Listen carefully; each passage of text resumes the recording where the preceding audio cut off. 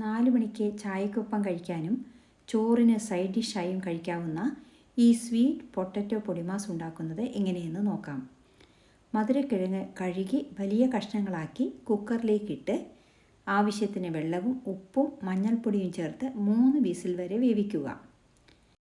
ആറിയതിനു ശേഷം വേവിച്ച കിഴങ്ങ് തോൽ കളഞ്ഞ് പൊടിയായി അരിയുക. ഇനി പാനിൽ എണ്ണ ഒഴിച്ച് 1 സവാളയും 2 പച്ചമുളകും 2 മിനിറ്റ് വഴറ്റിയതിന് ശേഷം മധുരക്കിഴങ്ങ് ചേർക്കുക. ലേശം ഉപ്പ് ചേർക്കണം. ഇനി കുറച്ച് കറിവേപ്പിലയും 1 സ്പൂൺ ക്രഷ്ഡ് ചില്ലിയും 1 സ്പൂൺ കാശ്മീരി മുളക് പൊടിയും ചേർത്ത് വഴറ്റിയെടുക്കുക.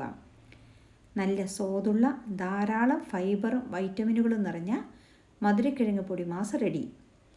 ഈ റെസിപ്പിയുടെ ഫുൾ വീഡിയോ നമ്മുടെ ചാനലിൽ അപ്ലോഡ് ചെയ്തിട്ടുണ്ട്. നമ്മുടെ ചാനൽ ഒന്ന് സബ്സ്ക്രൈബ് ചെയ്ത് സപ്പോർട്ട് ചെയ്യണേ. Thank you for watching.